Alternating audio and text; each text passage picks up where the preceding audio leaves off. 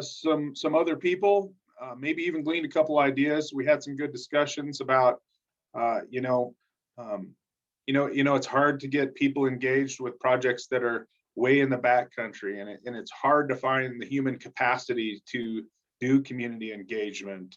Hard to find human capacity to do long-term stewardship. So, I think if those are the challenges, if we figure those things out, those will be mostly our successes. So hope you guys had some good discussions on that subject. But with that, I think we're going to go ahead and get started on our sessions for this morning. So our session this morning is Creative Tools for Community Engagement. Our first presenter is Nicole Seltzer, a great collaborator and partner with RiversEdge West. She's with the River Network, as is David Groves with the RAND Corporation. They're going to be presenting on visualizing community input for the Yampa River management planning. So Nicole will be here after the presentation to field questions and answers. Hi, thank you for joining us for a presentation from myself, Nicole Seltzer, and David Groves on visualizing community input for Yampa River planning.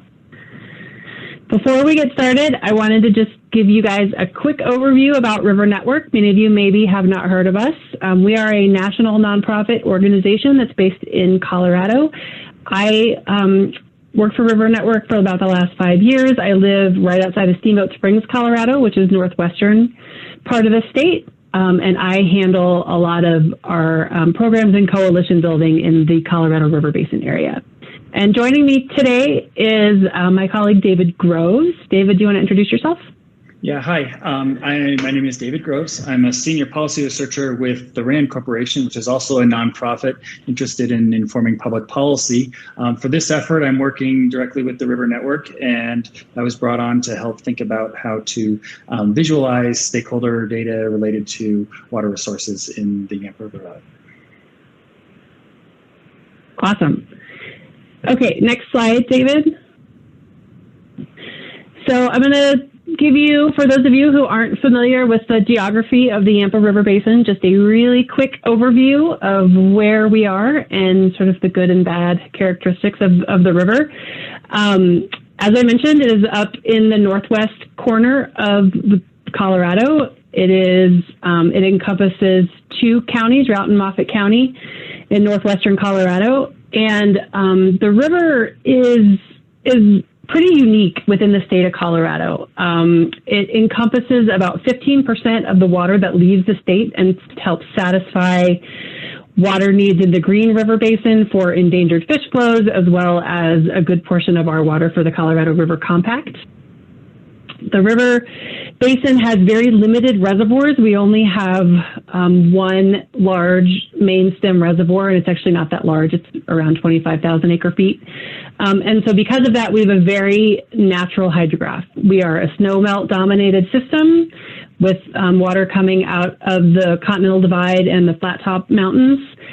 And so we have big high peak flows, and we have very low base flows like in a naturally derived system. In snowy years and big water, big runoff years, the floodplain still does connect to areas of intact riparian habitat. And we're really dominated by agriculture and ranching landscapes up here. Some of it is irrigated, some of it is dry land. And so we do have a lot of open space, cattle grazing, and not a whole lot of urban infrastructure. We've got generally just the towns of Steamboat Springs, Hayden, and Craig. In the lower part of the river, as well as in the Green River, there are endangered fish populations that require Fish and Wildlife Service management. And the basin also attracts a lot of visitors for both whitewater boating. There is a stellar multi-day river trip through Dinosaur National Monument, as well as a lot of cold and warm water fishing. In terms of the stressors on the system, there's a lot of pressure because we do have nice high flows still, and we contribute a lot of water that leaves the state. There's a lot of pressure to develop the water in the basin, both for in-basin use, and there have been attempts in the past to look at some exports out of the basin. We are a mountain resort community in the headwaters area, and so we have very high riverside land costs. Lots can cost upwards of $1 million. And because of that, it's leading to a lot of fragmentation, and we have a lot of absentee owners in the basin as well. A lot of the ranches that we have in this area are fourth and fifth generation family ranches, and they haven't really touched their irrigation infrastructure in over 100 years. And so we have a lot of old, aging, inefficient infrastructure. And then we're also seeing some climate change induced flow reductions. We've seen reductions in some places of 5 and 6% per decade of base flows over the last 50 years or so. And so what we're concerned about up here really is death by 1,000 cuts. It's not any one big challenge. It's kind of everything all combined. So David, next slide. In order to address some of this, about 3 years ago, I came to our local Basin Roundtable, which is kind of a water policy and granting organization, and I suggested to them that we do a basin-wide integrated water management plan. And the goal of the plan is to combine community input with science and engineering assessments so that we can identify actions that will protect existing and future water uses and support healthy river ecosystems as we're looking at growing populations, changing land uses, and climate uncertainty. The tasks for that project include doing a lot of stakeholder interviews and outreach. We did an assessment of the diversion infrastructure in the basin to understand its functionality and fish barriers and things like that. We're in the process of doing a remote environmental assessment where we're taking satellite data and aerial photography, and we're looking at things like channel complexity, riverside land use, floodplain connectivity. And then as we are analyzing all of that, we're looking at where we want to create focus areas and strategies, collect more data, and develop some action plans. So we are right in the middle of all of this work right now. Some of the possible outcomes for the process are perhaps developing a regional project to upgrade irrigation infrastructure, doing riparian corridor restoration and protection throughout the basin, looking at some flow protection measures, and then developing more recreation access to support economic development and diversification for our communities. Next slide, David. So in terms of the stakeholder involvement, which is what we wanted to talk about today, we spent about a year interviewing 150 agricultural, municipal, and environmental and recreational stakeholders to identify actions that they believe would best meet our future water needs, community recreation desires, and ensure a healthy river. We spent about 12 months. We had 2 half-time people that did the outreach coordination for us. We involved 3 nonprofit organizations. Each of those nonprofits was responsible for interviewing different sets of stakeholders. So we had different sets of questions. We had slightly different methods for how we collected that information. We had hundreds of pages of interview notes from one-on-one meetings with irrigators. And we collected information from them on a variety of topics, including what their big concerns are, what the perceived trends are, where the restoration opportunities are, how their irrigation operations were working, what their infrastructure needs were, and big picture policy ideas.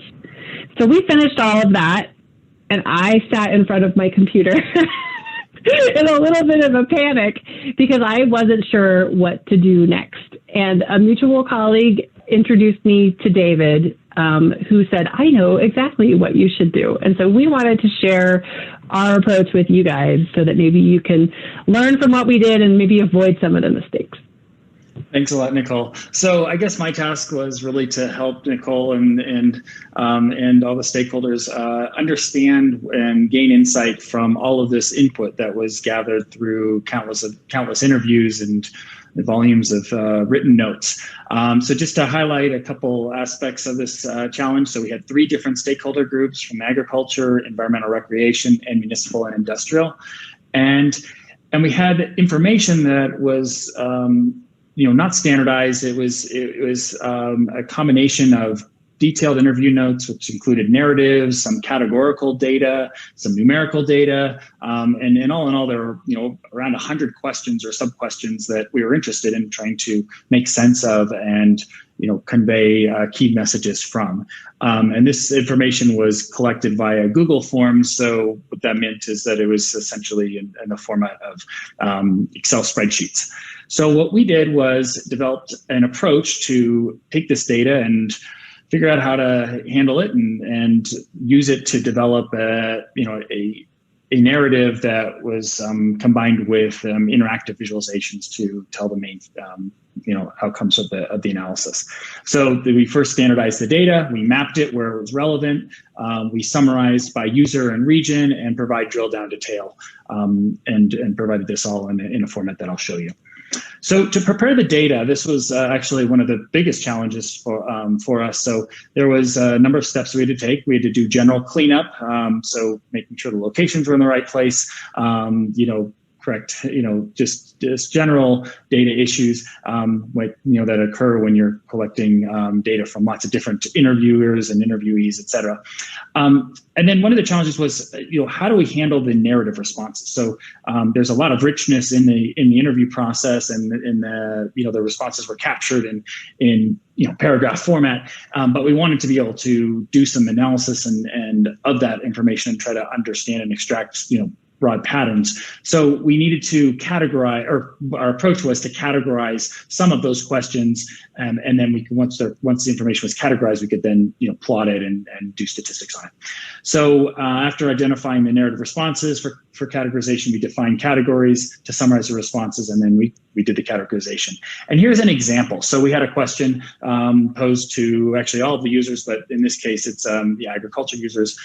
Question 20, what is your biggest concern about water in the Yampa Basin? And in this case, we had wide range of responses. An example response is shown there: water demands from the public and the eastern slope, the compact system. And that was sort of the summary of their response. And so what we did is went through and figured out, okay, well, this narrative is really describing concerns about losing agricultural water due to demands from the eastern slope, and then also losing water due to a compact call. So for this particular answer, it addresses 2 of 4 categories that we defined for this question.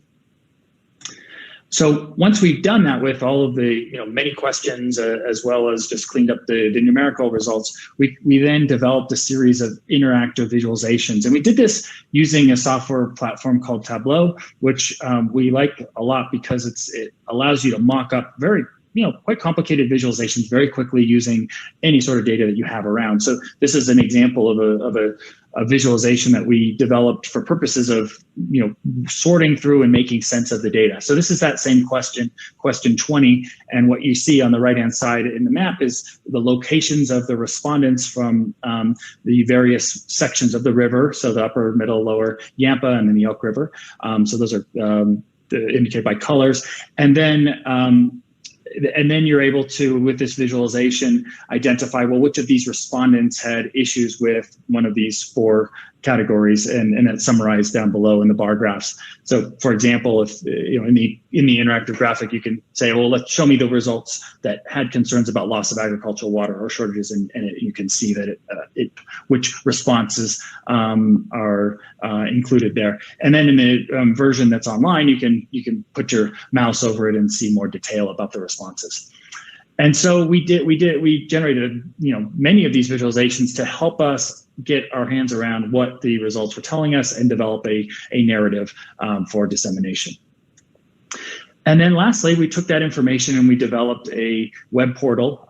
We did this using Google Sheets, which is free and easily done and did not require hiring a web developer to do that. I'm going to show it to you in a second. But inside this web portal, we have individual, essentially web pages, and we're able to embed those visualizations, those interactive visualizations, within the web page for seamless interaction, and that's also something that Tableau offers to the public for free. So it's something you don't need to, we didn't need to put a lot of budget towards. So this information is now available on the Yampa IWMP website. I'm going to click on it, click on this picture here, which takes me to the website. And I'm jumping straight to the section that is the stakeholder surveys and interview section. And this is where we present our results. So definitely encourage you to take a look at this when you get a chance. It starts off with some introduction and instructions on how to navigate, and it essentially breaks out the results into a bunch of categories here indicated by different boxes. So it starts off with demographics and provides information about the agricultural, the M&I, and the ENR stakeholders, and then you can very quickly see how this is all working together. So we have some text and we might have some static figures, but then we have these embedded interactive visualizations. Some of these are quite simple, like this one, which just shows you how many agricultural stakeholder respondents we have and where they are. So this shows that we have 12 respondents in the Elk River area and 25 in the Upper Yampa, and you can mouse over and see a little bit more information. Some of the visualizations have a lot more information, as you'll see. And then you go on, in some cases, we've summarized information in non-map format. So this is talking about the type of irrigation and measuring devices and infrastructure that the agricultural stakeholders have. And so the story continues. You'll see, as we go through, you'll see these additional embedded graphics. I want to show you just an example of some of the more interesting ones. So if we look at under the support agriculture category, here it talks about the main concerns of the agriculture users. And so here's some statistics on what how many respondents are concerned about those different issues that I mentioned before, and then what river they're from. And then you can mouse over and you can actually see the individual responses. So you can understand how we went from the text response into categorizing it by one of these responses. And then we have these graphics where you can then do some more exploration. In this example, for instance, or in this graphic, for instance, you can actually, let me show you this one, since this is related to agriculture. So this talks about different restoration suggestions by the different respondents. So this is these are the respondents that said we need to expand or improve irrigated acreage, and so you can see that these are only provided by agricultural respondents. Whereas if we go into fish habitat, you can see that other respondents indicated that there are needs for additional fish habitat. And again, you can mouse over here and see a lot of detail about the response. One more example, going over to the environmental and recreation water needs. Let's see, we can see their stakeholder concerns, and then this is let's see, we already looked. Let's see. This is what I want to show. So this looks at some of the observations about fisheries impacts by the agricultural respondents. And so here we can see all the different responses and then say, well, let's find out where people are concerned about bass or carp or, panfish. And then again, you can mouse over it and see additional information. So with that, I think I'll wrap up. Again, there's the full narrative is plays itself out over this 6 or 7 pages here, and it can all be viewed on this website here. So with that, I'll click back over to the slides and turn it back over to Nicole. Thanks, David. So hopefully you guys can see that it's a really useful way to get your arms around some information that might otherwise be really difficult to try to convey to people. And in terms of how we've used and relayed this information, we are still in the process of kind of rolling it out to the general public. We gave our advisory committee, we have about a 25-person advisory committee, a guided tour of the findings. We've created kind of a short summary of the information that's being developed right now, and we're going to be doing some neighborhood meetings with the people that we interviewed to go back to them and hear, so that they can hear what we found later this year. And then in terms of using this information, we spent a lot of time thinking about the findings and what they meant in terms of actions and strategies for the basin. And we've currently landed on about 11 different potential focus areas based upon the findings that David showed you. We're doing a lot of small group conversations and polling within our committee to try to prioritize and refine those focus areas. We're going to be using the neighborhood meetings to vet those and refine them further. And then hopefully by the middle of this year, we'll have finalized those focus areas, and we'll be working on any additional data collection and turning all of these into strategies for project recommendations, actions, and sort of big picture basin multi-impact projects. And so with that, I think we will wrap up, and we are available to answer any questions that you guys might have.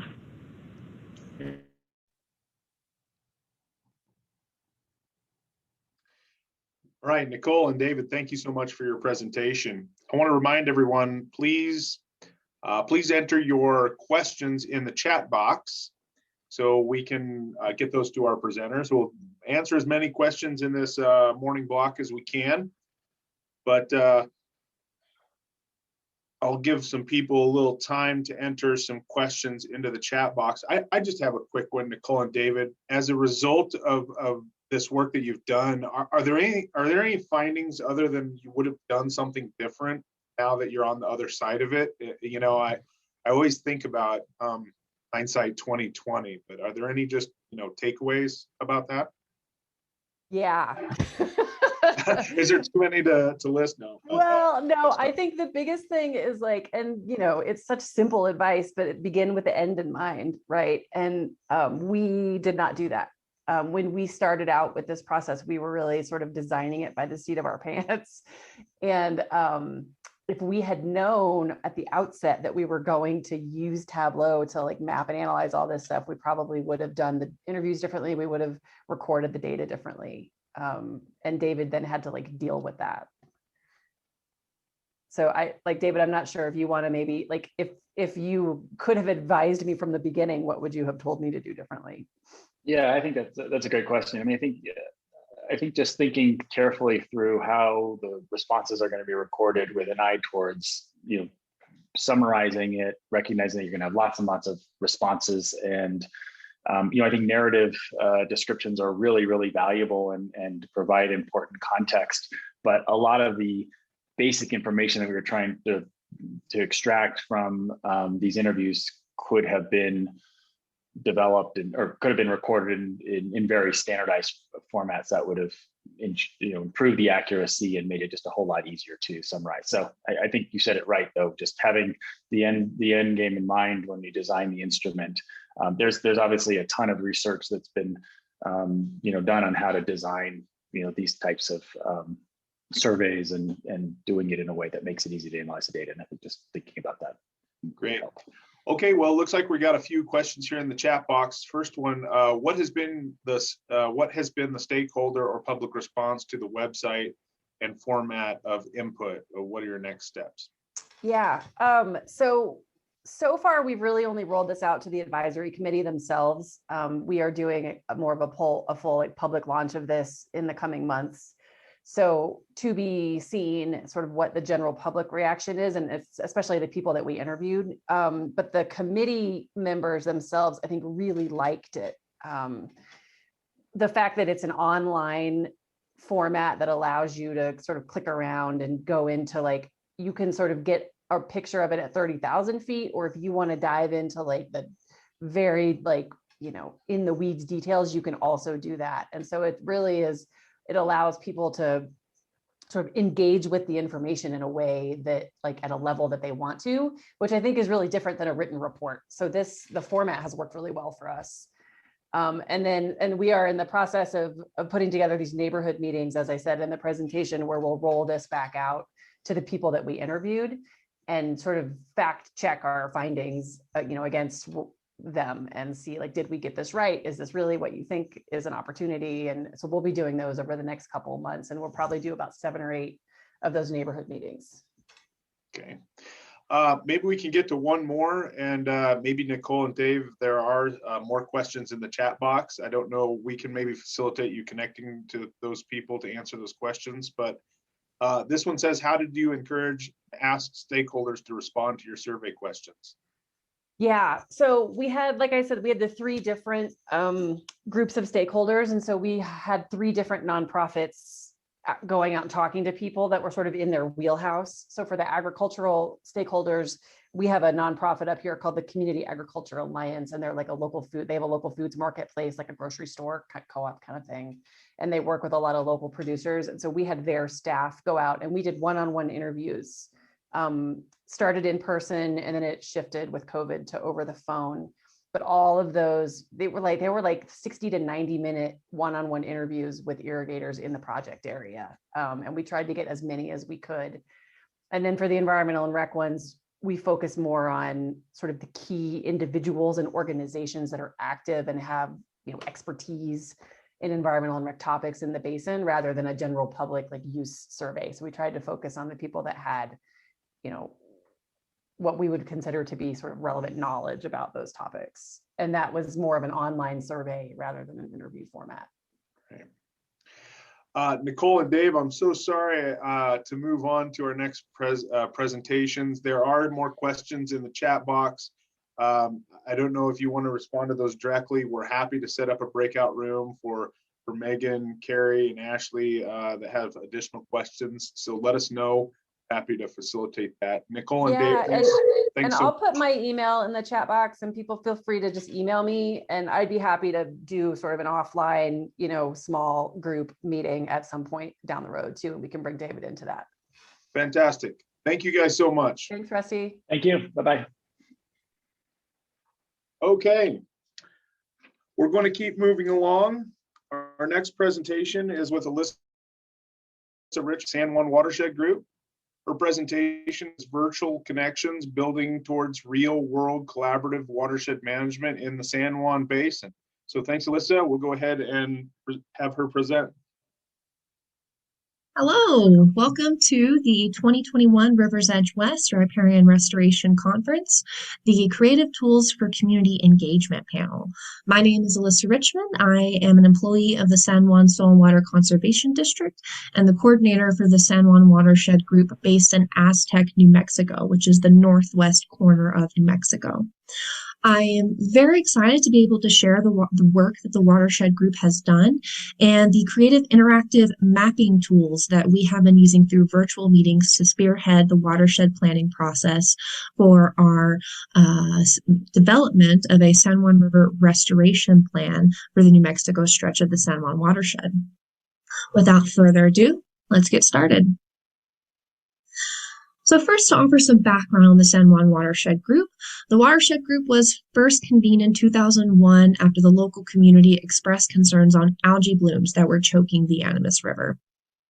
And this really spearheaded the local community to organize and collaborate with other stakeholders throughout the watershed and the New Mexico Environment Department Surface Water Quality Bureau to begin the watershed planning and process.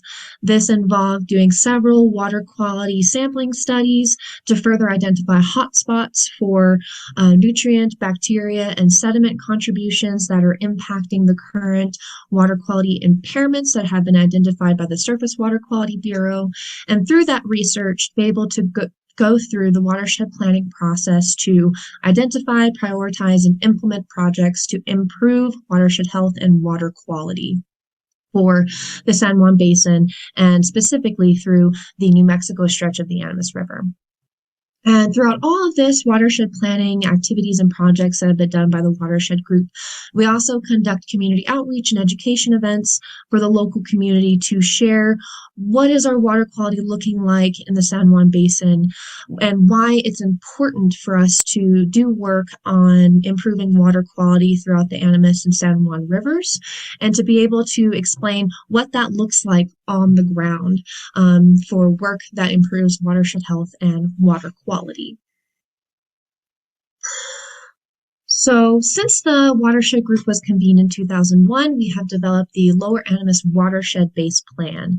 This was accepted by the EPA in 2016 and has been the work plan that the Watershed Group has been using to conduct water quality improvement projects on the New Mexico stretch of the Animas River. The Lower Animas Watershed Plan was based off of the 2011 Animas Watershed Plan that the Animas Watershed Partnership, a sister watershed group on the Colorado side of the Animas, developed. And we noticed that there was more information that was needed to identify sources, solutions, and pathways to do so for the New Mexico stretch of the Animas River. So through this Lower Animas Watershed Plan, we first identified water quality problems that have been detailed by the NMED Surface Water Quality Bureau, looking at the impairments that have been identified, including E. coli, nutrients, and sedimentation, and also conducting further research on sources for E. coli bacteria, which have led to us to document the high levels, concentrations of human fecal bacteria also along the Animas and the San Juan rivers. And through this water quality sampling, we're able to look at potential sources that are contributing to these impairments. Anything from heavy agricultural and livestock use throughout the Lower Animas stretch, looking at areas with poor soil health, lack of vegetation in riparian areas, and other sources that are contributing to the human fecal concentrations along the Lower Animas. And with us identifying these potential sources, we are looking at this watershed plan looks at solutions, agriculture and livestock best management practices that can be implemented throughout the area, everything from invasive species removal to revegetation throughout the Lower Animas River, really hitting home with low impact development principles for stormwater runoff, outreach, and the like. And through identifying these sources and solutions, we're able to identify the partners that are necessary, the funding that would be required to be able to implement those projects on the ground. And so the Animas plan has really been our work through of being able to implement these projects, monitor how they're doing, and being able to conduct adaptive management to continuously update the Lower Animas plan so that it can live as a document in perpetuity for the community and the stakeholders throughout the watershed to keep track of our progress in improving water quality and hopefully leading to the delisting of the impairments that are currently identified on the Lower Animas stretch. And so to give you guys an idea of the type of projects that we have been implementing through the Lower Animas plan, there are several different categories of projects that we have conducted since 2011. This interactive map that you can see here is available on the San Juan Watershed Group website and the link listed below on the map to be able to interactively explore all the projects that the San Juan Watershed Group has conducted since 2011. So to give you guys an idea of projects that have been conducted specifically throughout this plan, first off, there is projects that are focusing on erosion control. This is a project that was in the upland arroyo, contributing to the upper reach of the Lower Animas River, that is rebuilding banks on a heavy erosion arroyo that was contributing to heavy erosion that was experienced by a winter grazing pasture. This has been very successful with redeveloping that bank and promoting the establishment of riparian vegetation for further stabilization. Other projects that we have done is the agriculture and livestock best management practices. Our current methods have been working with landowners to do livestock exclusion fencing, developing filter strips that can be able to filter bacteria and nutrients that are being contributed to runoff after high storm events, and being able to filter those and decrease concentrations that are being contributed before it reaches the Animas River. Other projects that have been conducted that are more bacteria-based through partnerships with the Natural Resource Conservation Service is working to develop waste containment facilities for livestock and horse rescue operations. This one specifically is looking at a waste containment facility for a horse rescue in the Flora Vista area, about 3/4 of the way down of the New Mexico stretch of the Animas River. And also looking at Other projects, such as irrigation ditch improvements that were leading to high disturbance rates that were contributing sediment. This project here is just one that was recently completed back last month of installing a new cross vein diversion structure for the Ranchman's Terrell ditch, also about 3/4 down of the Animas. This led to less disturbance for the ditch association, which they had to conduct multiple times on an annual basis to maintain the cobble-up push-up dam that was originally there. Not only did this project help reduce disturbance, reduce sedimentation, but also improved water availability for users along the Ranchman's Terrell ditch. And so the Lower Animas Watershed Base Plan has been an excellent tool for the San Juan Watershed Group to conduct. However, there were some lessons learned throughout that development. For example, whenever we first began the watershed planning process for the Lower Animas Watershed Plan, we started with doing water quality sampling at tributary inflows, ditch outflows, and inflows throughout the watershed to be able to identify hotspots. However, we did start with the GIS analysis and the stakeholder engagement later into the process. And in reflecting back, we're able to see that if we had started that process a little bit sooner to develop that network and have more community involvement into developing the plan, we could be able to have more detailed water quality sampling that led to answering more of the questions that the community has arisen, and also with developing relationships with stakeholders for potential projects that could be done, landowners who were available and interested to be able to collaborate with us to really build those long-term relationships that could lead to steady implementation of projects long-term into the future. And so building off of the projects that have already been conducted on the New Mexico stretch of the Animas River, which is a main contributory into the San Juan River, we are adapting our lessons learned from the Lower Animas Plan to spearhead the watershed planning process for the San Juan River. And whenever we first submitted funding for this project with the Bureau of Reclamation to be able to conduct this watershed planning process, we are focusing on the stretch of the San Juan River between Navajo Dam and the New Mexico state boundary of the San Juan River.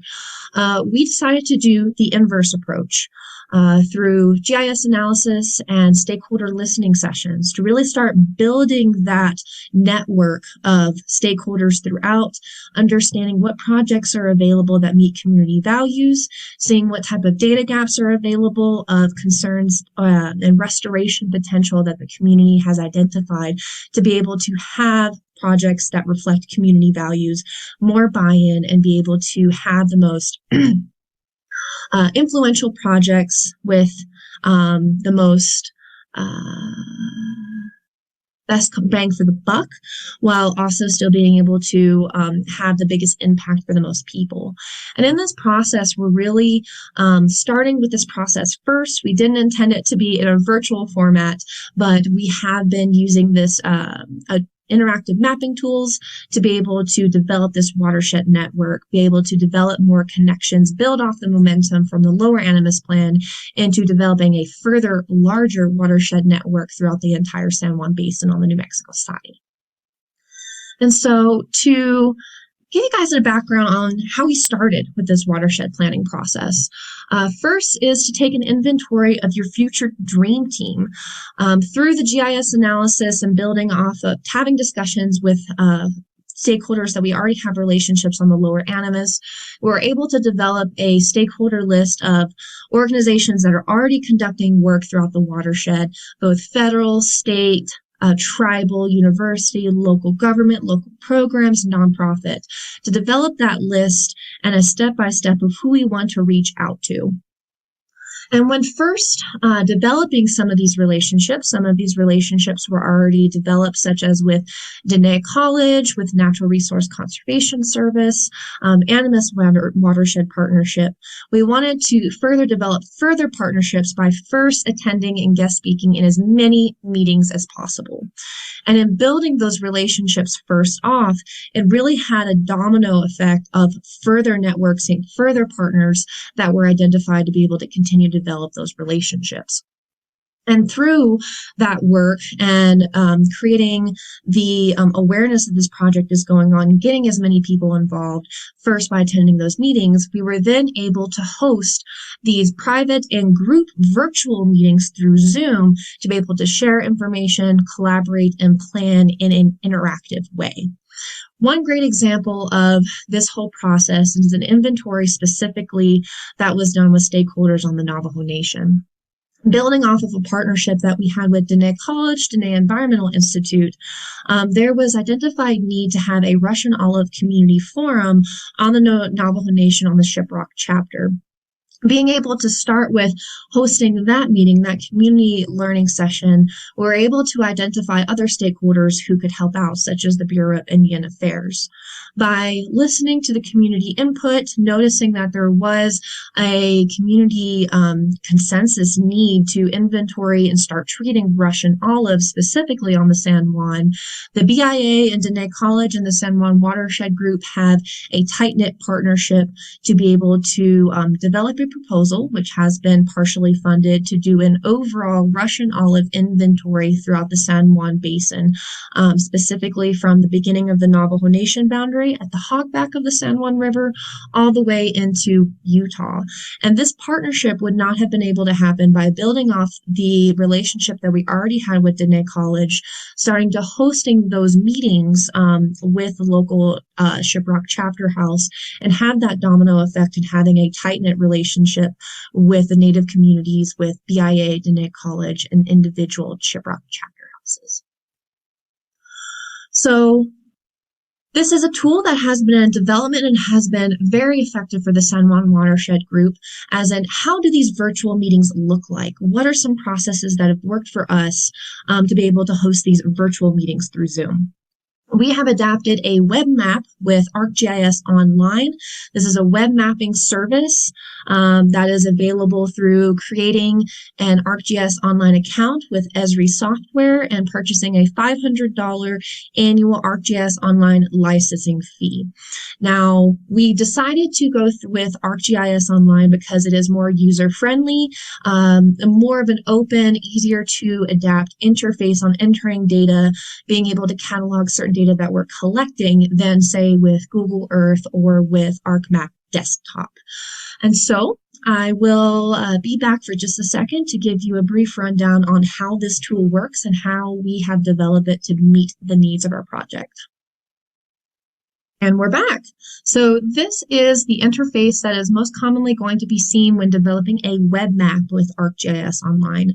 We have been using this interactive mapping interface by first scheduling a Zoom meeting with all the stakeholders who have voiced interest to participate, offer information, being able to provide a short presentation of a background of the mission of the restoration plan, different types of categories that can potentially be identified by the stakeholders we're conversing with, and being able to, importantly, explain the different annotation features that are being used to be able to use this method effectively, including by annotating the screen.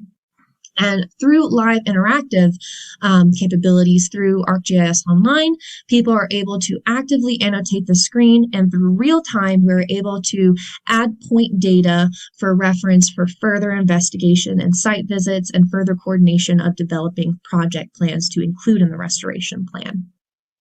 Now, I'll give you an example of what this looks like a little bit more zoomed in. This is the total project area for the San Juan River Restoration Plan. This is the brief overall that we're using at the very beginning. And then, depending on the stakeholder that you're talking with, we zoom in. So this is an example from the city of Bloomfield along the San Juan. As you can see, there are already plenty of let me get that back up there so you can see. We did categorize different shapefiles based off of restoration potential, anything from restoration, recreation improvements, to solid waste management, to erosion, pasture and agricultural areas that may need some work, the like. And so through coordination with the city of Bloomfield, we were able to identify, as we discussed, different concerns of that can be noted. Here at Bloomfield Wash, it's about a 6-mile wash that is contributing heavy amount of sediment. And so by them actively annotating the screen, we're able to add data, include notes of the concern that was expressed, the informant name if they wish to be identified for us to continue to coordinate further, and different notes, anything from projects that have already been done, the focus of this concern, and what actions that stakeholder would like to have taken in the future. And this also builds a great transparent method of communication where all the stakeholders participating in the meeting can see the information that is being collected, knowing that it's being used for the purposes of not pointing the finger at anybody, but being able to identify restoration potential that can be included for future funding as it's included in the San Juan River Restoration Plan. So this is one example of a creative tool that we've been using. I hope this is very informative for you all. It has worked greatly for the San Juan Watershed Group in the past, currently, and going into the future. And I am going to be going back to the presentation slide in just a second. And we're back. So some lessons learned that we've been reflecting on for this San Juan River restoration planning process. One of the main takeaways is to not focus on starting a movement, but building on the movement that already exists.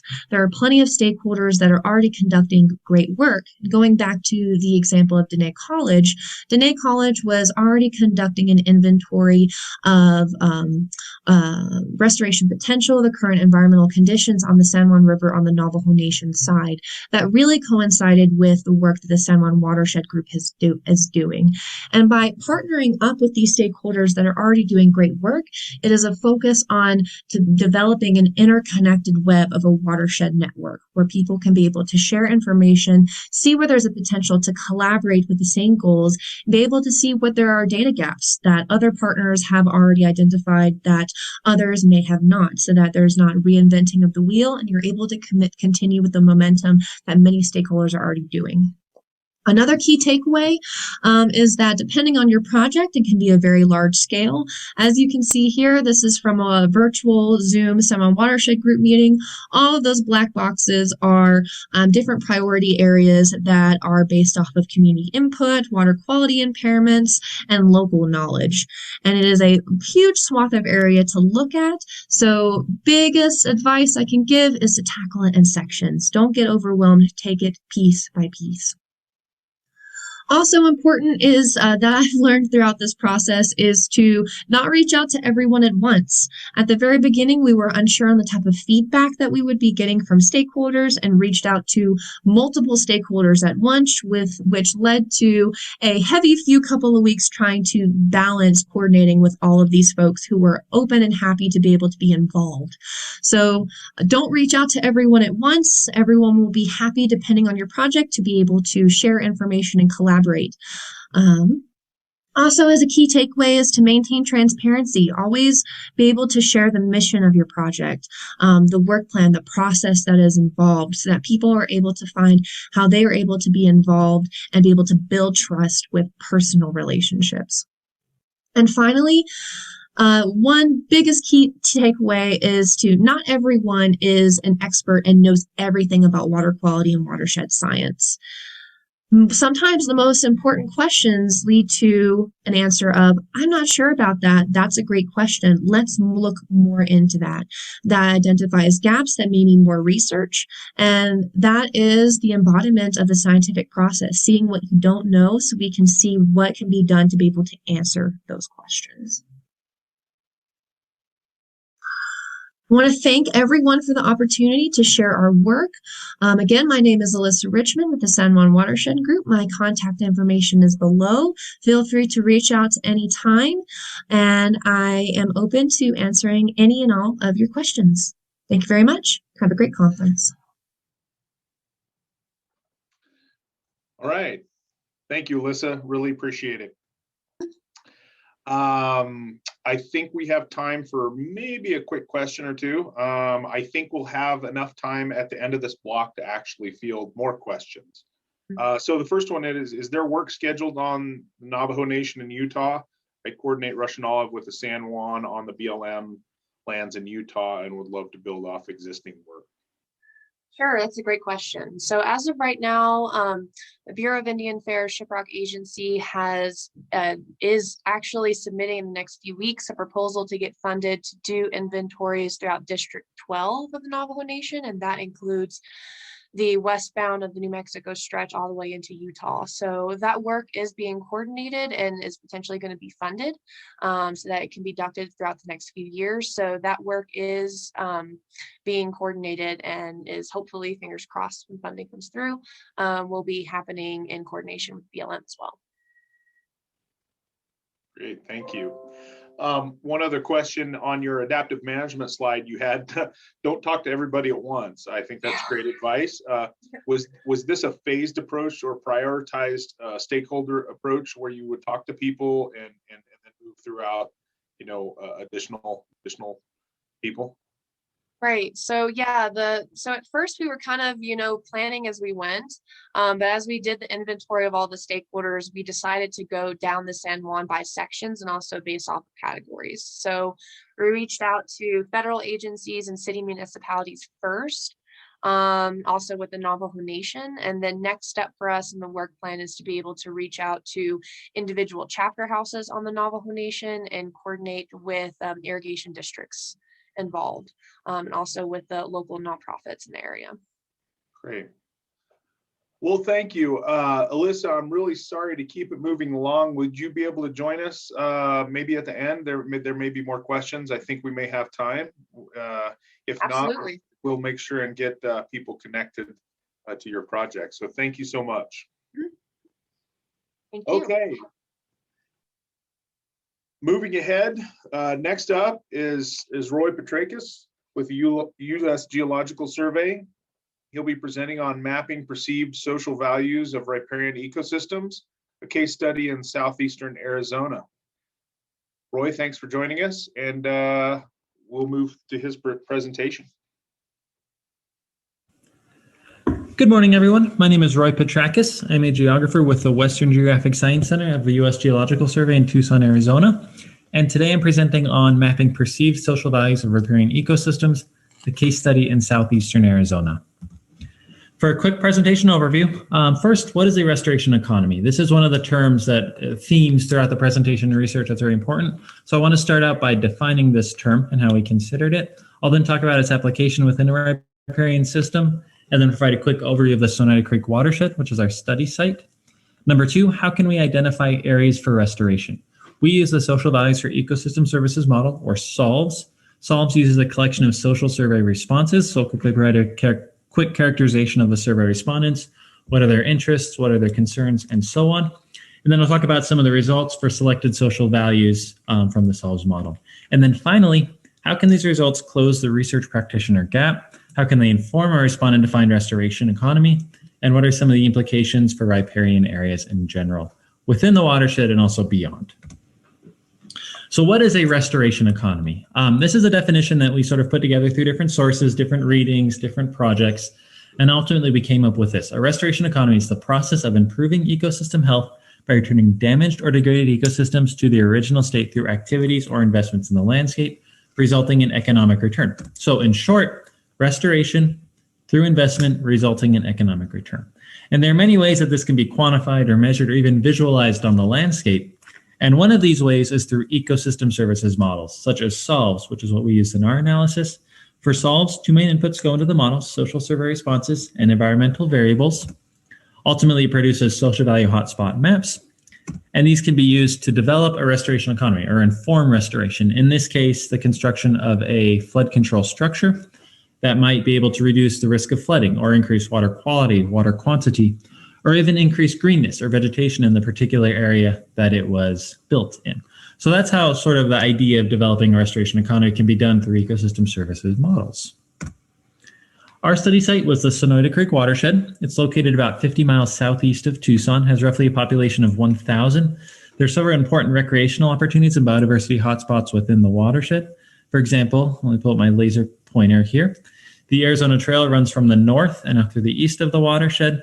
There's a collection of wildlife corridors that connect the Santa Rita Mountains to the northwest to the Patagonia and Huachuca Mountains in the southeast through here. Several entities own and manage land within the watershed, including a collection of state and federal organizations. The Coronado National Forest owns about 60% of the watershed, and that's in green on the map. There's also the Arizona Game and Fish and Patagonia Lake State Park. They're a collection of private parcels located primarily along the lowlands of Sonoyta Creek through here. And then 3 main conservation-based organizations own and manage land within the watershed, including the Arizona Land and Water Trust, Borderlands Restoration Network, and Nature Conservancy. And they're identified by shades of blue in the map on the right. So just for a quick characterization of the riparian vegetation within this watershed, it's primarily isolated pockets of riparian forest. It's not so much like even the Santa Cruz or the San Pedro in the area, or even the Rio Grande or Gila riparian forest. Generally, it's isolated pockets, although there are some areas of continuous riparian forest, particularly southwest of the town of Patagonia, towards Patagonia Lake. The water flows are largely ephemeral. If you can see on the image on the top left, they generally follow or occur during large precipitation events during the monsoon season, or even during winter precipitation events. There is some perennial flow, again, particularly southwest where you have the continuous forests, as well as some other areas. And then groundwater is also a source of water within the watershed. Generally, the vegetation is broadleaf species, Fremont cottonwood, Gooding's willow, ash, sycamore, and so on. And it's home to truly amazing wildlife. It's a beautiful area down in southeastern Arizona. So we use the social values for ecosystem services model, or SOLVS. What SOLVS does is it quantifies the relative value of social value types across the study area, and it can potentially explain the geographic distribution and relative intensity of social values. It is developed by Ben Charouse, Darius Simmons, and Ken Bagstead of the USGS. On the image on the right, this is an application that was done by Ben Charouse and others in 2011 of SOLVS for the Pike and San Isabel National Forest in Colorado. And what you can see in the image on the right is an example of what sort of product SOLVS produces. So areas that are highlighted in red, such as in here and in here, that's where you have high aesthetic social value. Areas in blue would represent more lower aesthetic social value. So you can begin to see areas that are highly valued by the respondents to the survey. And you can also see how that relates to environmental variables that are considered within the model. So in this case, average elevation or average slope. And you see what sort of properties align with high social value. So these are sort of the results the SOLVS model produces. 3 main inputs go into the SOLVS model. First is social survey responses. We're using a social survey data that was collected by the Borderlands Restoration Network in 2017. It also includes study points and social value points provided by the respondents, and a collection of environmental variables, which go into SOLVS and produce the social value hotspot maps and data as shown on the right. So really the most important point, or the most important input for SOLVS, is the study survey points provided by the respondents.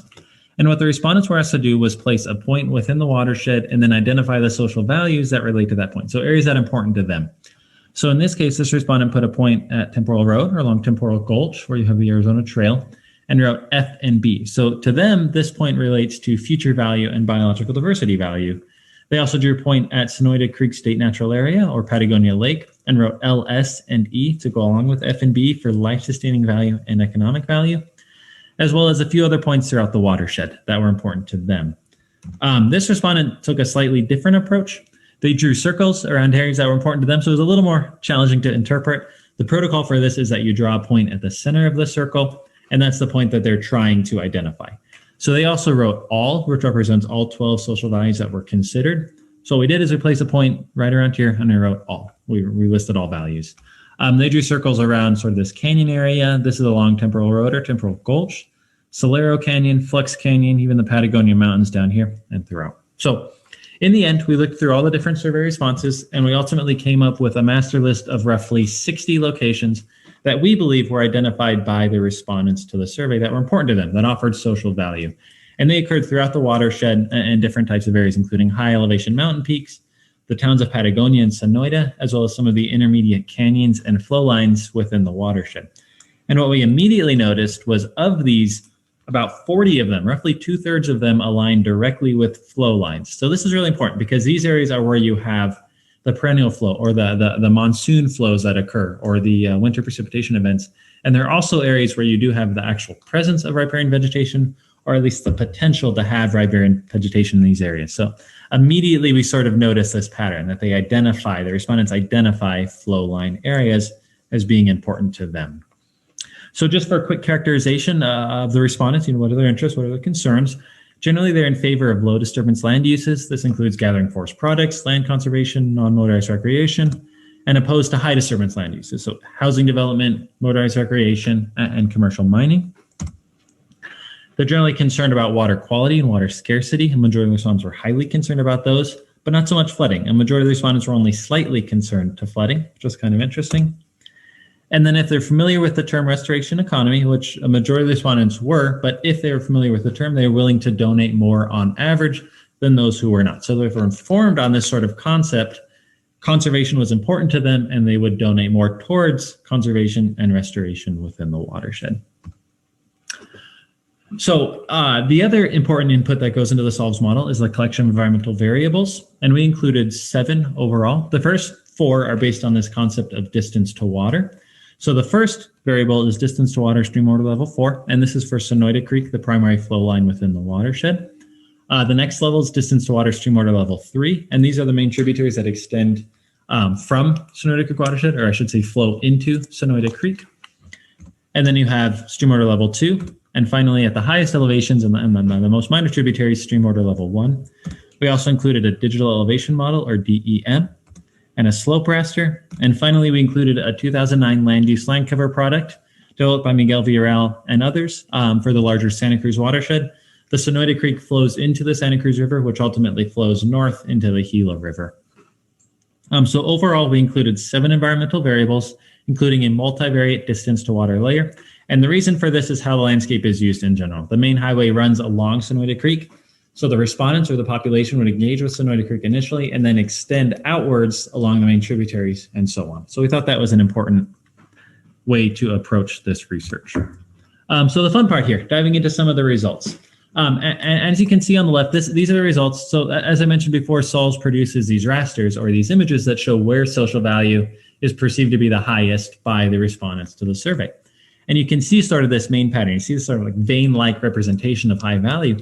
And what that lines up with is the flow lines. So the big takeaway here that really was immediately obvious to us is that high value is particularly identified along the flow lines.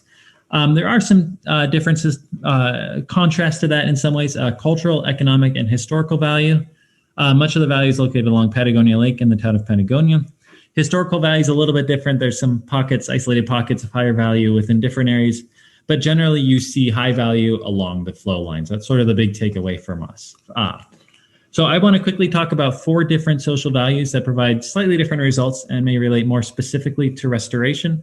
2 that are focused more on the physical properties and the physical experiences that the respondents would have with the watershed, including biological diversity and recreational value. And 2 that relate more towards the emotional interaction the respondents would have with the watershed, including aesthetic value and life-sustaining value. So looking at biological diversity first, so it is defined, and as the respondents would consider it, as it is home to such biological diversity. And what we noticed is that generally, overall within the watershed, there was widespread lower value. So there was the presence of low value in the intermediate areas between the flow lines. And this was interesting because this was not always the case for a lot of these areas. This is where you have upland vegetation, grassland, savanna. It's very mesquite dominant sort of type of vegetation. Now, for thinking about restoration, okay, if restoration was focused on increasing biological diversity in areas that were important to the respondents, what are ways this could be done? Some examples could include increasing habitat or increasing species diversity. This could include increasing habitat for the southwestern willow flycatcher and other species like that, or focusing on the wildlife corridors that connect the mountain ranges within the watershed, those sorts of things. Now, looking at recreational value, so it was defined in the survey as because it provides a place for my favorite outdoor recreation activities. Generally, the highest value is along Sonoyta Creek in the main tributary. So we start to see this pattern that's consistent. Just to identify some areas, this is Flux Canyon. This is Harshaw Creek extending through here. San Rafael Valley Road, you have Red Rock Canyon, Patagonia Lake. This is Temporal Gulch and Arizona Trail, and some areas up through here. So the other pattern with recreational value, or the other identifiable thing that we saw, was that generally the highest value is located around 10 kilometers around the town of Patagonia, so in this area. So if restoration is focused on increasing recreational value, it might be more focused on creating greater accessibility and opportunities for creation. So trails or areas that have surface water, such as Patagonia Lake, which is one of the few areas that has perennial water throughout the watershed, but is also highly valued, as you can see here. Looking at life-sustaining and aesthetic value, which sort of represent more of the emotional interaction with the watershed, the respondents look at life-sustaining value as because it has life-sustaining value through protecting and renewing clean air, soil, water, etc. So this was actually the highest valued social value in the survey. So it was the most important social value to the survey respondents in general. Similar pattern, pockets of high value are located along the main tributaries, particularly Flux Canyon, in this case, Harshaw Creek, Crown Ranch up here into the Santa Rita Mountains. If restoration is designed more about supporting life-sustaining value, it might focus more on increasing native vegetation or creating more erosion control structures, developing more upland vegetation with grasslands and shrubs. This can reduce erosion throughout the watershed and throughout the riparian areas. Looking at aesthetic value, defined as I enjoy the aesthetics, scenery, sight, sound, smells, etc. within the watershed. This one was interesting because we noticed more widespread moderate values. That was not the case with a lot of the other social values. So in these areas southwest of Patagonia, along Flux Canyon and Solero Canyon, as well as up into the Santa Ritas around Mount Wrightson and along Harshaw Creek and Red Mountain in this area. If restoration is designed more around increasing aesthetic interaction or aesthetic sort of experience with the watershed, it might be focused more on clearing overgrown vegetation or planting more native flowering species. Things like this might increase the aesthetic experience within the watershed or within the riparian areas in particular. So what we ultimately wanted to do was quantify sort of the overall social value and see if riparian areas were truly more valued than areas within the watershed. So what we did is we summed value index for all 12 social values, for all areas, for all pixels and locations within the watershed, and sort of divided them into 5 main classes decided by this natural breaks between low and high value. And we took the mean value, and the mean value within the watershed is 9.4. So this would sort of sit within this low to moderate range of social value. Looking at the riparian areas, first at Sonoyta Creek, 200-meter buffer around the watershed there, so right through the center of the overall watershed. The mean value within that area was 21.9, so much higher. And then within the main tributaries extending beyond throughout all of them, the mean value within those areas was 24.2. So for both of these, they're much higher than the mean value within the watershed and almost into the moderate to high range of value, overall social value. So overall, this really does identify riparian areas as being highly valued to the respondents of the survey, which was really interesting for us to see in the end. So I'll quickly end with this, some implications for riparian ecosystems. Overall, SOLV's results can provide a structure highlighting where to invest. A similar ecosystem services model known as Invest has been used effectively sort of within this decision-making process and provides context of ways this can be done. Next steps for these results would be to incorporate SOLV's outputs to help determine how and where to invest. And this can be done through both public and private partnerships. Examples that are occurring even actively within the watershed include building of flow control structures, planting native vegetation, developing overall habitat. So some of these areas would increase greenness, would reduce the risk of flooding, increase water quality, water quantity as well. So overall restoration of the watershed, focusing on the social values that were identified by the survey respondents. And then there's opportunities to educate the population to protect and conserve the land. As I mentioned when I was characterizing the survey respondents, if they were familiar with the term restoration economy, they were willing to donate more. So if you can begin to inform the overall population of the value of this sort of work, you might be able to develop a restoration economy in that way. Some important considerations. Point selection is pivotal in determining the results. The flow lines. That's where a lot of the points were placed by the survey respondents within the watersheds. And that's where you saw the highest value. So the environmental factors drive the results. Spatial scale of the receive point was also very important. As I mentioned, one of the respondents drew a circle around the entire Patagonia Mountains, and we had to take the center point of that. And that point had a particular environmental variable sort of traits. It had a particular elevation, particular range and slope, and so on. So that was very important, and that can impact the results. The environmental variable selection can be important. We used a multivariate distance to water layer. We thought that was more appropriate based on how the landscape is used. Ownership could have also been used as an environmental variable, and that may impact the results of the study. And then finally, a characterization of spawning population. Was there a sample bias? Generally the overall respondents were very much engaged in conservation and restoration within the watershed. We looked at demographics to the overall population within the watershed, and it wasn't very different. So we don't necessarily believe there was a bias in the way the survey was conducted. We think there likely was not, but something to consider. And the fact that they were interested in conservation can certainly impact the results of this study. So I just quickly want to acknowledge the Land Change Science Program, the USGS Core Science Systems Mission Area. If you're interested in learning more about this research, not necessarily within riparian areas, but within the larger watershed, we published last year in Air, Soil, and Water Research. And I just want to thank everyone involved with this project. So on that, that's all I've got. And if there are any questions, thank you. All right. Thank you, Roy. Okay, Roy is with us. Looks like we do have a question for you. It's in the chat box. Looks like a multi-part question. Your definition of restoration economy describes returning damaged ecosystems to original state. Is that possible in the watershed with climate change and possibly less water? How do you find that original state? And then second, how do you parse out potential geographic conflicts between social and public interests? Yeah, those are great questions. All three of them, 1A, 1B, and 2. Yeah, I think that's a hard definition. I get the sense there's never really a true definition of its original state. This watershed itself is the amount of disturbance within the watershed is very low. There's some cattle grazing. The population is low. Generally, people support these areas.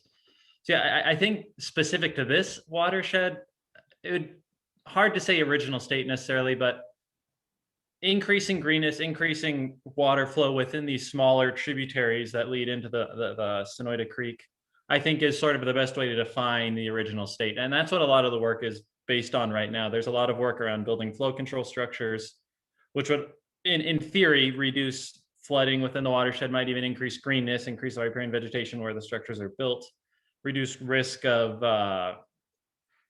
try to increase water quantity, things like that. Overall, that's sort of the definition of the respondents' definition, the people that live there, how they consider the watershed. And a natural, healthy watershed would just be increase flow as much as possible. You're never going to really have a perennial system in this area. But if you can reduce flooding or following large precipitation events during the monsoons, things like that, those are ways that might best define increase, or let me get the term here, but sort of restoring to the natural, the original state is probably the best way to describe that. And yeah, I think this is a really interesting tool in the sense that it's not necessarily an end all towards restoration, but it's useful at least in informing watershed management on how areas to focus on, at least as far as social value, how people consider the landscape. It's all perceived in a sense. This area is important to them for this reason. So I don't think it should necessarily be used as an end all, as saying these areas should be restored for this particular reason, but I think it helps identify areas that are valuable for certain reasons. And when you combine the reasons or combine the different types of social values, you can begin to inform restoration in a way. So I think that's sort of the best way to use these results. If that answers your question, I hope so. Great, thank you, Roy. There is one question, if you could post the publication information. Yeah, absolutely. I guess I have a question, Roy. Is there an ability to scale this up to larger watersheds or HUC units? Are there? I'm sure there's limitations, but maybe opportunities with that. Is there ability to do that? Yeah, absolutely. And I think in the example when SOLVS was originally developed, it was designed for these large forests, national forests in Colorado. So certainly it depends on. There's a lot of issues with how the survey is produced and what type of population you reach out to. Do you reach out to the visitors? Do you reach out to the people that live in the watershed?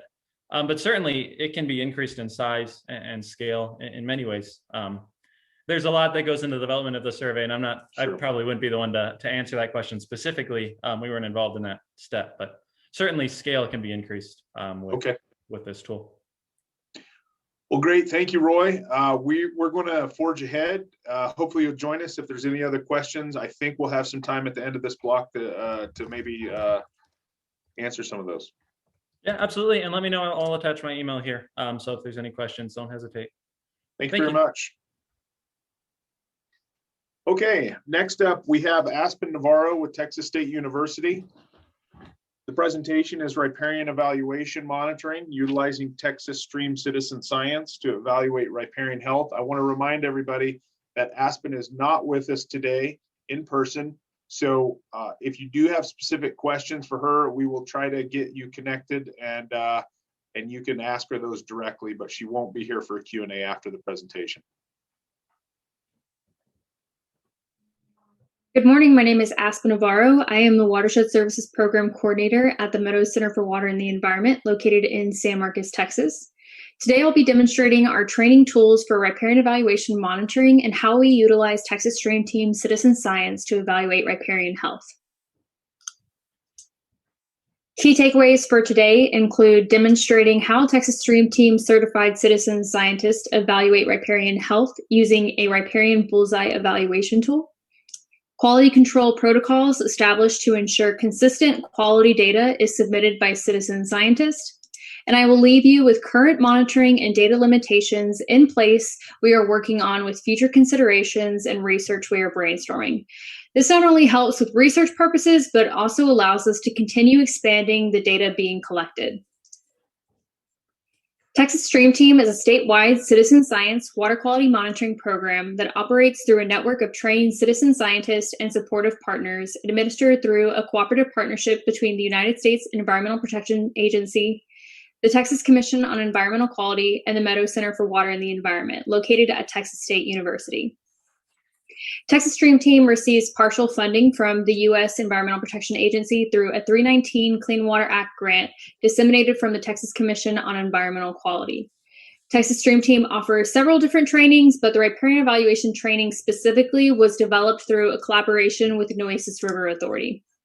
Since 1991, we have trained over 11,000 citizen scientists and have monitored at over 400 sites in the state of Texas. All in all, we have established over 100 partnerships with local governments, organizations, universities, and more. Texas Stream Team Riparian Evaluation Training enables individuals to become certified citizen scientists and qualifies them to begin contributing riparian evaluation monitoring data to the Waterways database. The training has 3 phases and is completed within 4 to 6 hours. We offer this training in person and online. Phase 1 consists primarily of lecture to introduce Texas Stream Team, riparian and watershed processes, and an overview of the riparian bullseye evaluation tool used to evaluate riparian health. Certified trainers describe the use of the bullseye evaluation tool at a monitoring site, also in Phase 1. Phase 2 consists of side-by-side riparian evaluation monitoring at a different site by both the trainee and the trainers. Trainees are encouraged to take the initiative while trainers observe and provide guidance when needed. Phase 3 consists of riparian evaluation monitoring conducted by trainees at a third site without guidance from the trainer. The riparian evaluation training is based on the 3rd edition of the Your Remarkable Riparian Field Guide book set, which was created by the Nueces River Authority. This field guide includes riparian plants found within most of Texas and is a great resource for background information on riparian functions, values, and plant identification. The book set comes with an owner's manual, which consists of information on managing riparian areas in Texas. It is also accompanied by a pocket guide designed to troubleshoot invasive plants with information about identifying common invasive plants and why and how to manage them. The book set is designed to cultivate awareness and appreciation for riparian plants and the role they play in the production of abundant clean water.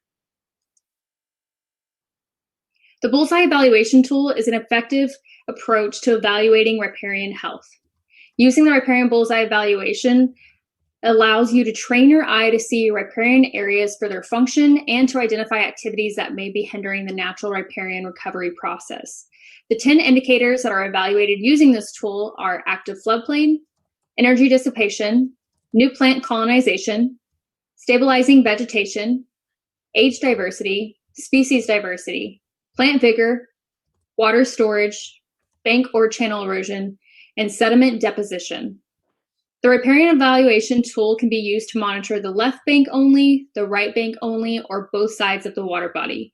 However, please note indicators 1, 2, 3, 9, and 10 will always require both banks to be evaluated, as these indicators are channel specific and have to do with the flow and sediment deposition. There are 3 zones on the bullseye evaluation tool used to score each indicator. The outer zone, which is highlighted on this slide, represents poor dysfunctional conditions.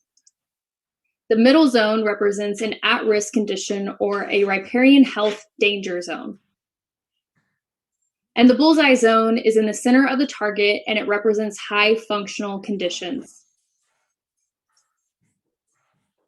For the sake of time, I won't go over each specific indicator, but I do want to provide a brief example of how the bullseye evaluation tool is used to evaluate riparian health.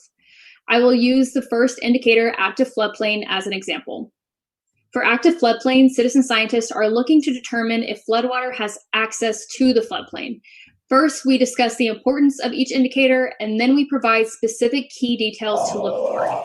These tips help train citizen scientists' eyes on key details that are important for properly evaluating each indicator. For virtual trainings, we begin by showing a 360-degree slow motion video of the site we will be evaluating, and then we display photos of each indicator. For active floodplain, we show photos of both banks, and this slide is a condensed version of the type of photos used for this indicator, which focuses on displaying the left and the right banks. This is the Blanco River in Blanco, Texas. So here we have the left bank on the left side of the slide and the right bank on the right side.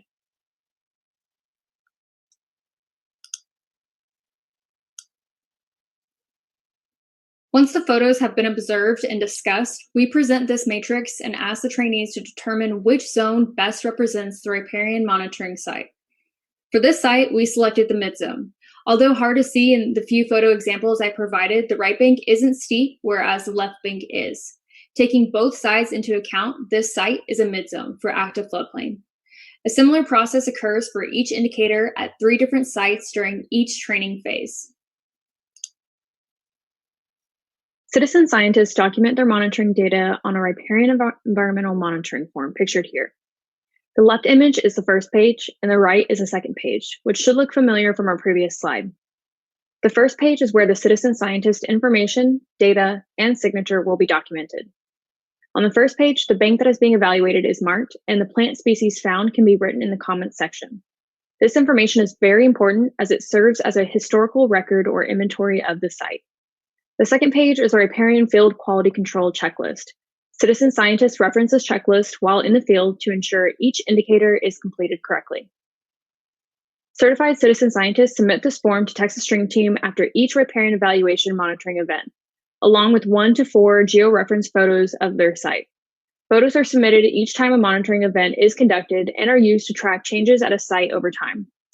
It is important that photos are taken each time at the same location with the same orientation.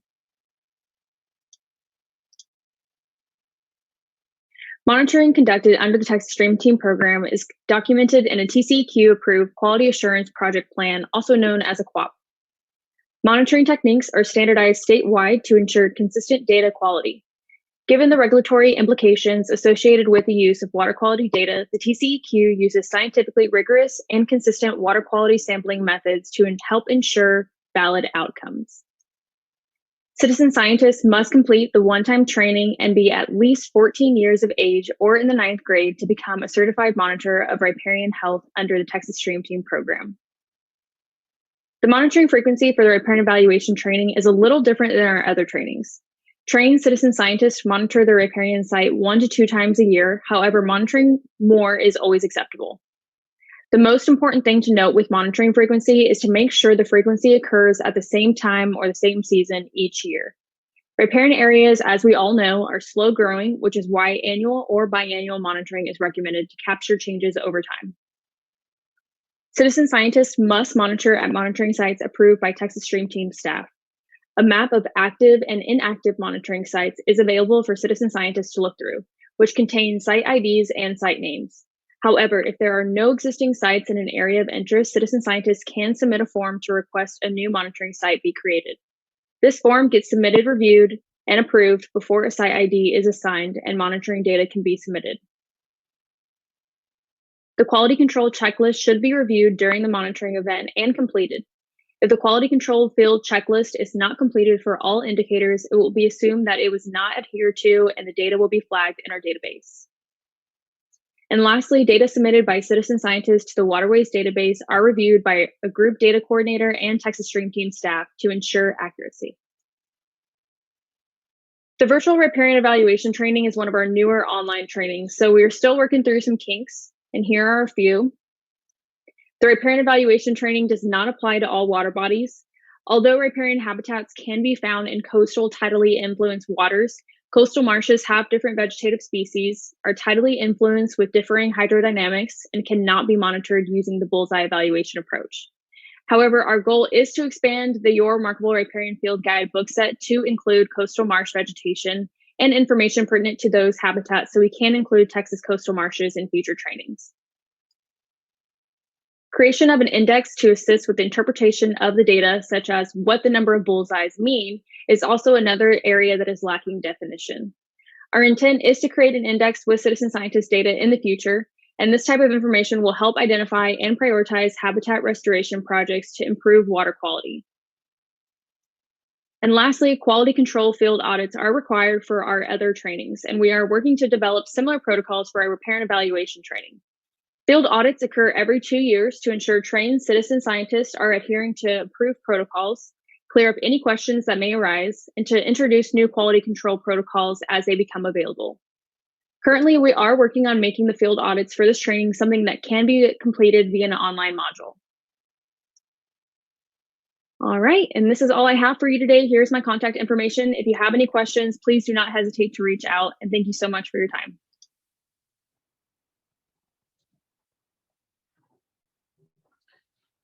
All right.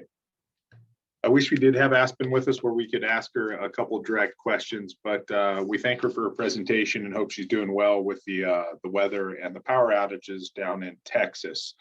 If you do need to get connected with Aspen, just get us your contact and we'll hopefully get you connected. Looks like her email address has been put into the chat box.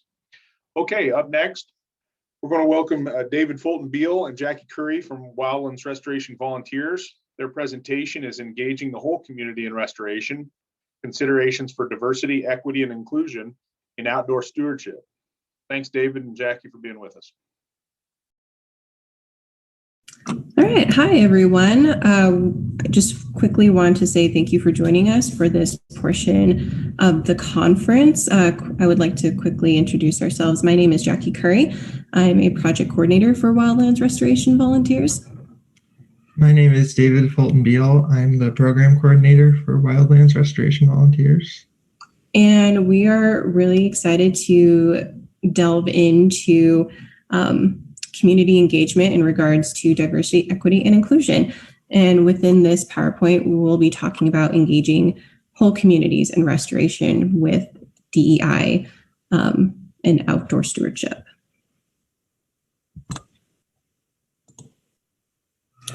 So to give a broad overview of who we are as an organization, our mission statement is there on the screen. And our mission as an organization is to foster a community spirit of shared responsibility for the stewardship and restoration of public and protected lands. And when we think about community, we mean that we want to engage both volunteers in communities across the state and building local capacity as well to keep that work going for years and years to come. So we think of our mission as having two aspects, and the first is healing the land. And this is the on-the-ground work that we engage in across Colorado. We have been around as an organization for a little over 20 years, and during that time we've grown a lot. We now run over 150 projects each year, engaging volunteers in outdoor stewardship. and we engage several thousand volunteers each year across our program areas. And we have a pretty wide range of programs that fall under the broad category of ecological restoration, including healthy forests, which includes some wildfire mitigation, and we run some volunteer chainsaw crews as part of that. Natural habitats, which focuses on ecological restoration. A lot of planting projects like the one you see on this slide.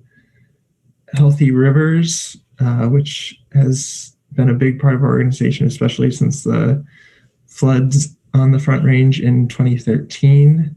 Native seed collection, which is really important for having locally adapted seed for our restoration projects and our partners. Sustainable trails, which we do a lot of trail maintenance and construction, and noxious weed removal.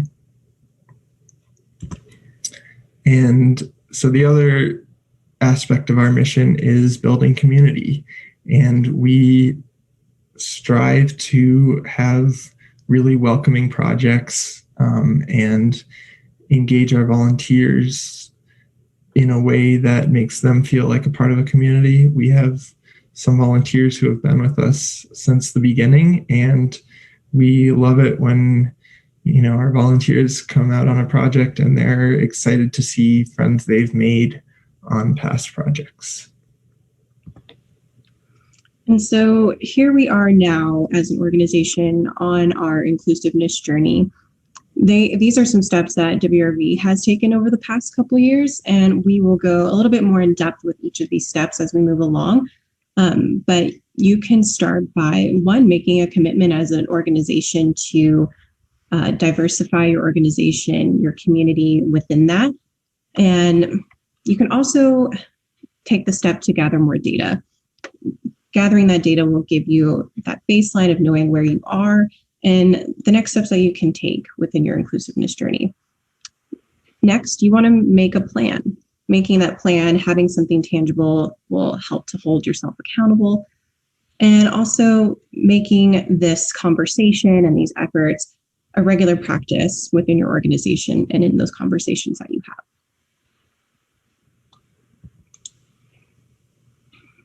Looking at that first step of making a commitment.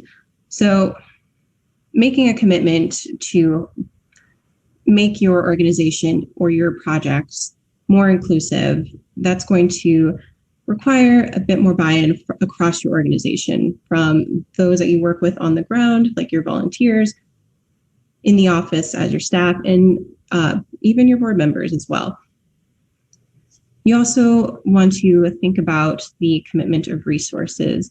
What resources do you have already? What resources do you need to allocate for or find funding for? And then making a plan. So having that tangible, written out plan is going to help you, your organization, hold yourselves accountable and reaching those goals in a manner that feels genuine with the communities that you're trying to engage with. And also thinking about shifting your thinking of who needs to be included, and that could look different based on where you are. So, for example, if you have a larger Spanish-speaking community, you're probably thinking about translating your website and the documents that you send out to those who are in that community, making that more inclusive and kind of breaking down that language barrier. Versus if you have a larger LGBTQ plus community, the ways in which you approach inclusion might look very different in comparison to just simply translating documents or your website. So one important aspect of this journey is gathering data, and this can take a lot of different formats. Survey data is a great thing to collect from your stakeholders to figure out how people are engaging with your organization and how they feel about their involvement. Collecting demographic data can be a little bit tricky because it depends on what people are willing to share with you, but that can be really valuable in terms of measuring your progress towards goals. And another thing that we've found really valuable is getting outside input. Sometimes it's hard to really see what you need to work on from the inside of the situation, from the inside of your organization. So that's one place where you may need to commit some resources to this. But having somebody come in and look at what you do and give you some feedback can be really helpful. And collecting these different types of data can be useful in giving you a baseline for comparison as you are implementing some of the practices, which we'll talk about some ideas for in a minute. And as you continue to gather data along this journey, that can help you manage adaptively and evaluate the impacts that the steps you're taking are having, and come back and make some adjustments if you need to, and make sure that you're having the impact that you want to have. So now we'll talk about a few practices that maybe you can start to implement. And one thing that's important to remember is that you can start this journey from anywhere. If this is the first time that you're thinking about inclusiveness within your organization, that's where everybody starts. And if you're further along in your journey, that is awesome. And we want to encourage you to continue moving along this journey and making your organization a more inclusive place. One good place to start is just to make your commitment visible, which can look different, as Jackie said, depending on the types of communities you're trying to engage, whether that's sharing your pronouns when you meet new people, having non-gendered restrooms in your facilities, if that's something you can do, incorporating land acknowledgements into your meetings and events to acknowledge the history of the land and the original inhabitants who have been here before us. And to continue those practices, there are some internal things that you can consider as well. For example, your organization's culture, your office culture, the culture in which is out on projects, out on the ground. Those are things that you can consider to assess whether those cultural norms are affecting people differently, and how that might affect who decides to come to those projects or events and who decides not to.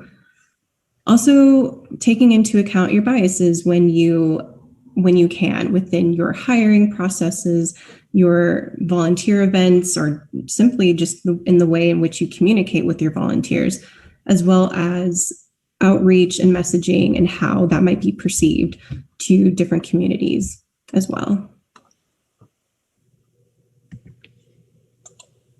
Now, we understand this was very fast paced. We didn't get to cover nearly as much as we would love to. However, we would like to just reiterate that you can start anywhere within your inclusiveness journey as an individual or within your organization. And, it's just a matter of learning as you go, and mistakes are okay. We would just want to continue to encourage those listening that this inclusiveness journey does take time, and we are glad that you are taking the time to listen to this and be on this journey with us. And if you are interested at all in contacting us, our phone number is listed here, as well as our email address if you have any general questions. And if you would like to participate in any events, volunteer projects, or just want to kind of see where we are as an organization, you can go to WLRV.org, check us out, and hopefully we can see you out on some volunteer projects and events this year or in the near future. And we will open it up for questions at this point. Thank you, Jackie and David. Really appreciate the presentation. Timely information, needed information, especially in the conservation and environmental world. So really appreciate you presenting that information. I want to ask anybody if they have a question for David and Jackie, please enter it into the chat box. I have a quick one just to kick off. You talked about bringing someone in to just kind of give you feedback. Are those just partners that you did that with? Is that a official third party? Is that kind of maybe a facilitator that kind of helps you with that, or maybe all of the above? How did you guys go about that? Yeah, so there are several. We've worked with a few different sort of consultants who are based in the Denver area to help us take a look at our organization and our practices, and that's sort of their specific area of expertise. So great. It looks like we have a question regarding Native nations. So often work in natural spaces or frequently working on lands that were previously inhabited or still inhabited by Native nations. Do you have resources that your organization uses to engage with Native nations in your project areas? Not that I'm aware of, but I think this is something that we have acknowledged within our efforts as an organization as a whole, and on the DEI committee that David and I are on as a part of the organization. And I think that this is one thing that we are still finding room for growth in. And at least, yeah, I don't know if you want to touch more on that. To my knowledge, I think that's just something that we've acknowledged, and that's an area of growth that we are still working on and trying to engage those Native nations with. Great. Ashley Grice asked that question. I know that Northern Arizona University has a program. I believe it's called ITEP for engagement and resources in collaborating with tribes and Native nations. So Ashley, NAU, I believe, has some of those. Let's see. This question is, looks like you have many young people involved. I ran a grassroots environmental group in Colorado. We had a terrible time getting younger people involved. Our core members, the core members, as in so many groups, were retired. Could we get some teens involved, but almost impossible? Sorry, I'm trying to read and paraphrase at the same time. I think the question is centered upon getting younger generations, 20 to 40s, because they're focused on careers and families. Do you have any magic hints? Get teens involved. I don't know if there's necessarily like a magic thing that you can put into your organization, but I know specifically with ours, we have as one of our program areas that is focused in youth and family projects and events.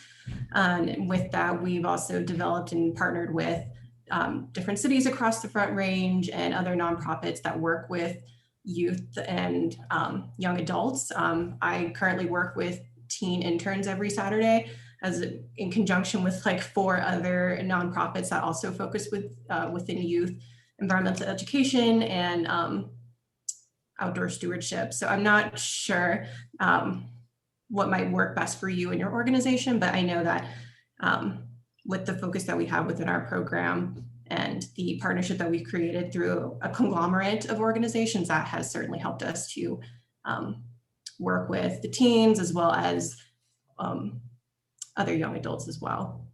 Right. One last quick question and answer. It's have you held public events for for and that center on people of color and cultural values?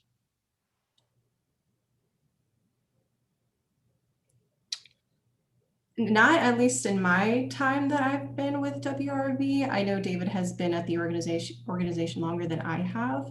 I don't know if you have anything to speak on past years before my time. Yeah, I don't believe we have specifically. I think that's something that we may be moving towards. And you know, certainly, well, maybe that's not true, because we have held some events in partnership with some organizations that are organized around the Latinx community. And with those efforts, you know, we are trying to find partners in the community and really meet those groups where they are and try to build those partnerships with them. Yeah, and we are currently in the mix of developing a partnership with a book group that calls himself Black to Nature, located here in Denver, and that was through a partnership and a relationship with that group organizer and a student at CSU Fort Collins, I believe. So sort of that intermingling and networking, and knowing that CSU student had volunteered with us in the past before, knowing that these are some of the efforts that we're putting at the forefront of our planning for the next 4 to 5 years, and wanting to get this group of Black individuals into the outdoor spaces in a way that they feel comfortable and familiar with. And so we are in the midst of developing projects for that particular group this year as well, with youth as young as like 3 or 4 and all the way up to like their grandparents. So it should be a really interesting and fun project. Great. Well, Jackie and David, thank you so much. Thank you for the work that you do. That takes us to lunch. I'm sorry I've eaten into 7 minutes of your guys' lunch hour. If you guys are joining our breakout rooms, stay tuned. If not, we'll see you all back here at 1 o'clock. Thank you all.